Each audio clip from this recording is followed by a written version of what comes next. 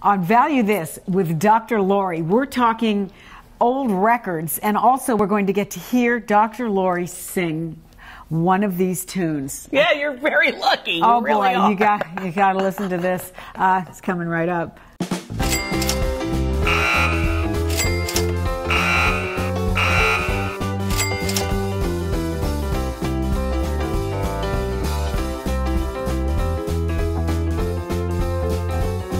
Hi, everybody. I'm Carol Erickson, along with the phenomenal Dr. Lori.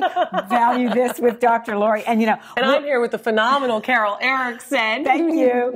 We're in Bristol right now. And, and it's an antique store. It's just great. It just opened on Mill Street. Yeah. But what do you have there? Vacation all I ever wanted. The Go-Go's. Who remembers the Go-Go's, right? From the 80s. Okay. Or maybe Billy Joel. Yeah. Right? Yep. After the Stranger. Okay. Right? These are the higher. Yeah, these are the higher priced record albums, right? Remember, vinyl's coming back. It's coming back strong. So we're seeing a lot of revival of not only vinyl, but we're also seeing the old record players come back. The portable ones, the little plastic ones that you can carry around.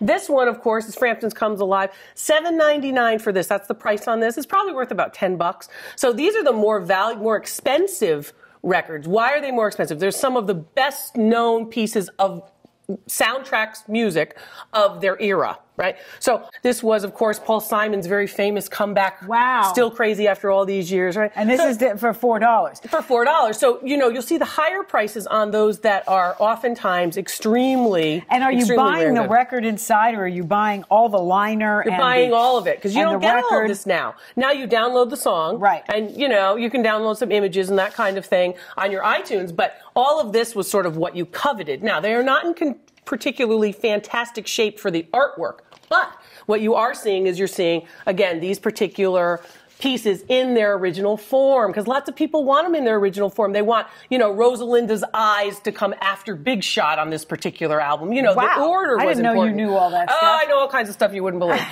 But those are the types of things you want to think about. Also remember that these are the 33s, so these are the big vinyl records. The other ones that are relatively valuable are also our 45s.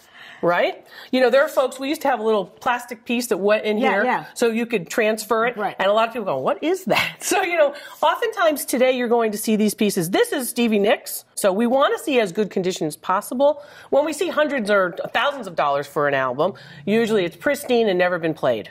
These have all been played. They probably have a scratch from a needle on it, that whole thing. Okay, so are these going to be getting more valuable? They are getting more valuable, because about three to 5 years ago, they were not as valuable at all.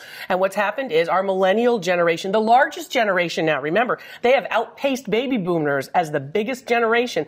They are coming back and saying, I want to listen to music in this manner. I also want to have vinyl. Now, if you're buying these to save for your retirement, do you buy this and go, I'm going to take, this Paul Simon thing, I'm going to hold on to it and never play this record? Or is that just... Not for this piece, because this piece has already been played and it's already been damaged to a particular point. Okay. So there's no point in you basically saying, I'm going to hold on to this just for posterity's sake. You'd need 100 years before you're going to really have a big spike in value for it. What it's for now is collectability, enjoyment, and the fact that you have the original album. Okay, and they even have like little cases, like this little... Well, this is the carrying case from the 60s. And even that has some value because of this lucite handle. And that's right. And basically the carrying case, because what you do then is you take these and you go to your friend's house and you listen to it on their record player. Yeah, right? Have a record hop. Yeah, that's right. And value on this is probably about $25. Okay. Where you find bargains, you'll find some things that are overpriced too. Okay. All right. So you kind of average it out. Now here, average it out. A book like this. What's wrong with that book right off the top? Acidic burned.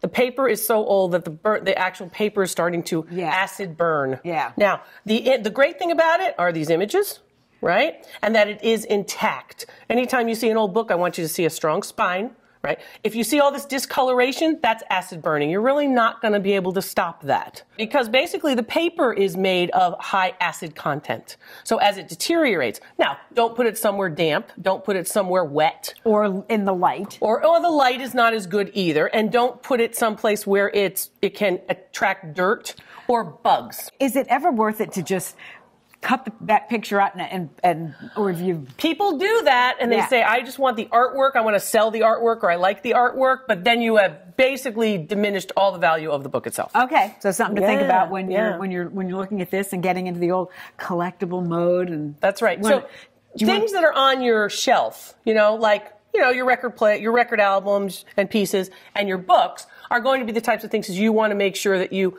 basically keep them a little bit of air pocket around them. Okay, great. Why don't you sing us out with your go-go song that we couldn't Vacation, even... all And we'll see you next time on Value This with Dr. Away. Laurie.